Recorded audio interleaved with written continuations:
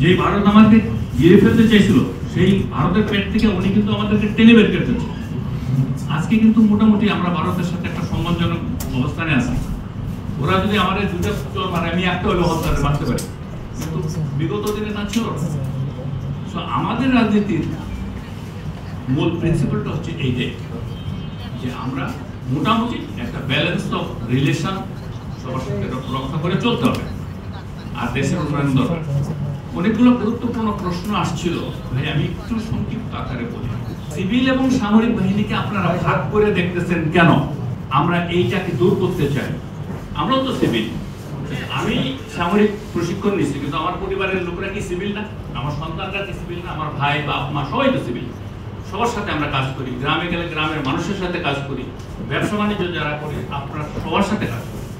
তো ভাই আমরা কিন্তু আসলে আলাদা কিচ্ছু না, আমরা আপনাদের বাইরের কেউ না। আর আপনারা প্রশ্ন করলেন যে আপনারা কিভাবে রাজনীতি করবেন, কেন রাজনীতিতে আসছেন?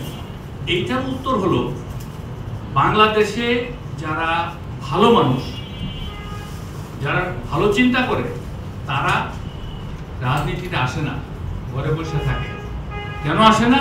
ওই যে একটা ভয় ছিল, আপনারা দেখছেন, গুম গুম হত্যা, অত্যাচার, অসম্মান, এই সমস্ত ভয়ে কিছু মানুষ বিদেশে গিয়ে সেটেল হয়েছে, ভালো মানুষ, শিক্ষিত মানুষ, আর কিছু মানুষ চুপচাপ নিজের সংসার ঘর নিয়ে বসে আছে। আর এর ফলশ্রুতিতে এই দুর্বৃত্তরা রাজনীতির মাঠ দখল করে ফেলছে। এই দুর্বৃত্তদের বিরুদ্ধে আমাদের পিঠ দেওয়ালে যখন থেকে গেছে, তখন অভ্যুত্থানটা হয়েছে একবারে শেষ সময়ে। এটা মানে আলহামদুলিল্লাহ আমাদের বাচ্চারা, আমাদের সন্তানরা জীবন দিয়া আমাদের রক্ষা করছে। আমি ব্যক্তিগতভাবে আমি 3-4 দিন মাঠে ছিলাম। আমার মাঠে যাওয়ার মতো শারীরিক এবং মানসিক সক্ষমতা ছিল না, তারপরেও আমি চিন্তা করছি আমি যদি মাঠে না যাই, আমার 2 ছেলে মাঠে, আমার 2 ছেলে তখন এই ছাত্রদের সাথে আন্দোলনে ছিল। আমি আমার সন্তানদের কাছে কি জবাবটা দিব, যে তোমরা তো পারলাই না। আমরা যখন মাঠে ছিলাম তখনও তোমরা ঘরে বসেছিলাম, তখন আমি মাঠে চলে গেছি, যা হয় হবে, আমি সন্তানদের সাথেই থাকি। আমি খুবই আনন্দ পাইছি। আমার জীবনের সবচেয়ে ওই যে বিজয়টা, এত আনন্দ আমি কোনোদিন ভোগ করিনি।